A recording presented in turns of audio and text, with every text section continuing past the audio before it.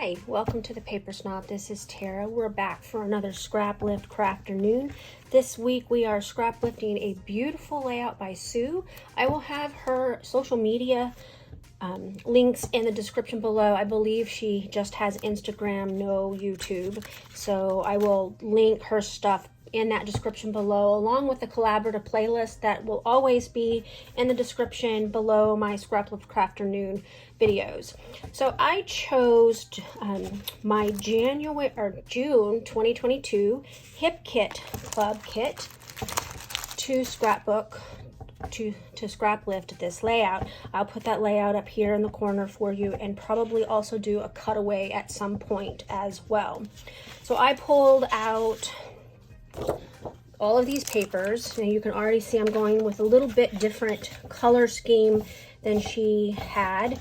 This yellow, I have these scraps of this tone-on-tone blue. It's got a rainbow type stripe on the back. This plaid, this orange grid, and this beautiful pink with white daisy floral as well. I also chose some ephemera pieces. She used enamel dots on her layout. I'm going to try to incorporate these brads. They're not really brads because they don't have the prongs on the back, but they'll work. The layout also has some butterflies. I have these butterflies by Rosie's Studio. They are partially used, but the colors look well with what I have.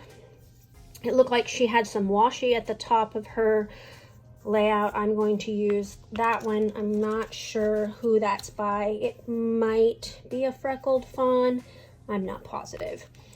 There was some stamping on her layout. I chose this set of stamps. And then I brought in this alpha that I'm not quite sure I'm going to use just yet, but it goes well with the papers and ephemera. And these pictures of my kitty Jasper, who you see very often in my videos wandering through my workspace. Ironically, he is not in my scrap space right this second, but that could change at any minute. He seems to hear my voice and come running at some point, so he may show up, he may not. Anyway, so let's get started. So super quick note, as soon as I finished recording that segment of the video, I turned around and Jasper was in the hall outside my scrap space looking on with amusement, saying, "That's right, human, I'm going to get in your space in just a minute." Anyways, I thought that was funny. So her layout showed some angles in it, and so I flipped over this pattern paper so that I could create the angles that she has on her layout. I'm not real good with angles on layouts, and so I used a ruler and just guesstimated the angle that I wanted, and I'm going to actually cut them with my paper trimmer here. Now notice on the first piece of pattern paper, I actually flipped it over and did the lines on the back so that I could create the angle without having pencil lines on my paper. And then I forgot to do that for the rest of them. Excuse my little Tim Holtz package there. It's in my workspace and I was moving it around because I haven't decided quite where that's going to end up. I am going to now use the paper that I cut to finish cutting the angles. And again, notice that I forgot to do it on the back side. And so she had 3 whiter strips in the middle between the 2 black and white text pattern papers that she had at the top and bottom.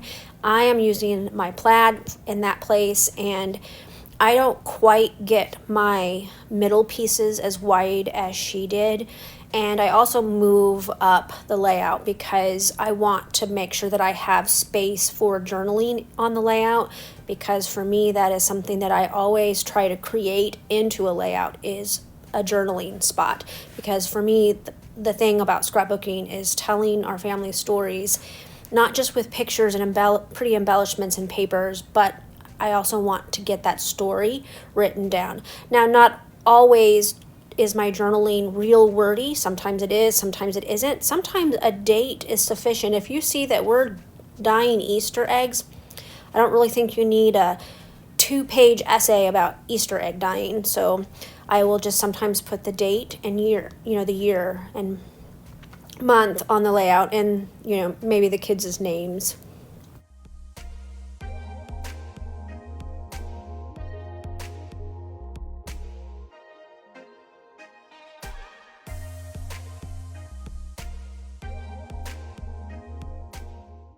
So I did choose to cut my papers down with my trimmer. You can cut them by hand with scissors, and many people do that. I didn't because I don't cut straight. I just don't. And I wanted to make sure that these were cut as straight as possible.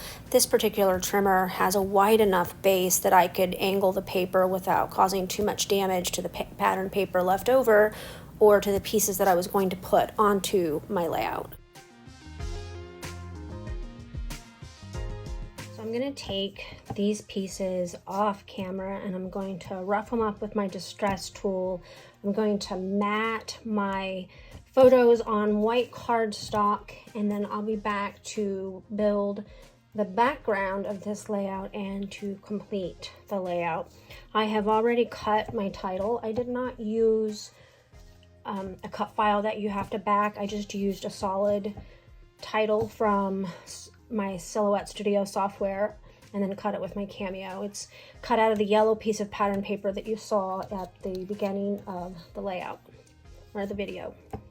I'll be right back. Okay, so off camera I went ahead and I adhered my strips after I distressed them, and then I did some hand stitching on this each strip. And I've already placed my photos down on the layout. I mounted them on some foam tape. Actually, I used fun foam, but that's besides the point. Did that. I cut out my title with my Cameo. Now, you're going to notice that in the original, which I'll put up here again for you in a second, that she used a black and white and a black and white. I chose to use color, and because of that, the washi that I chose to use in the layout is black and white. She also had like some stamped dates here, down here. I am probably going to try to put my journaling in here somewhere. Haven't quite decided how this title is going to sit. It's not glued down, it's just laying here right now. And so I'm gonna break away and speed things up so that we can get this layout finished. So I'm gonna go ahead and put this black and white floral washi tape up here in the top.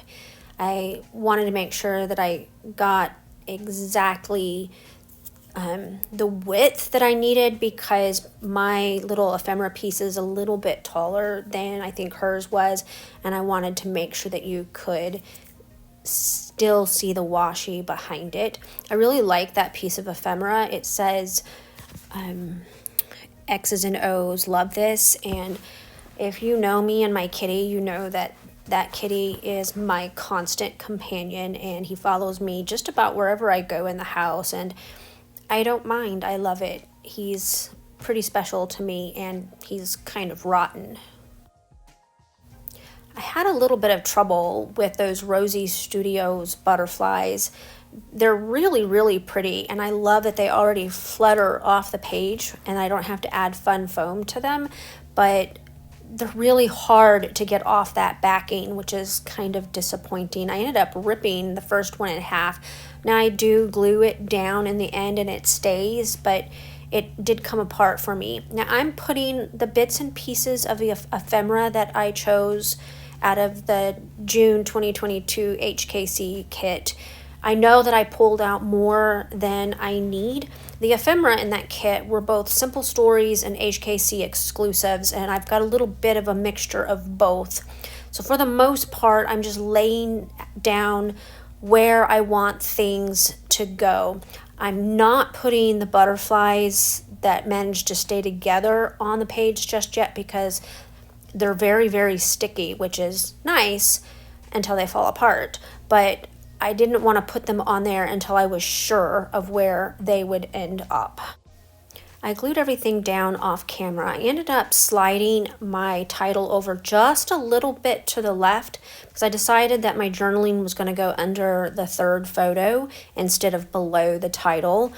Now, she had some stamping on her layout, and it was stamped on her strips behind her around her photo.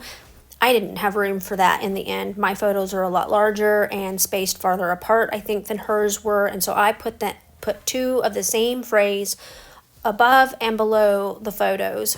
I'm going to add some splatters because you got to have splatters, right? Now, funny thing, I realized at the end of the video after I finished recording that I forgot to put the decorative brads on this layout, and they just do not make it onto this layout at all. That's okay though, because I think I like how it turned out anyway. It has enough embellishment and things to draw your eye around the page without adding more. So I'm happy with how this layout turned out. I want to thank Sue for allowing us to scrap lift her. It was such an honor to scrap lift her beautiful page. Again, all of her links will be below in the description. If you liked my video, make sure you click the thumbs up button. If you are not a subscriber, I'd love to have you subscribe. Thank you so much for stopping by my channel today, and have a great Sunday afternoon. Bye.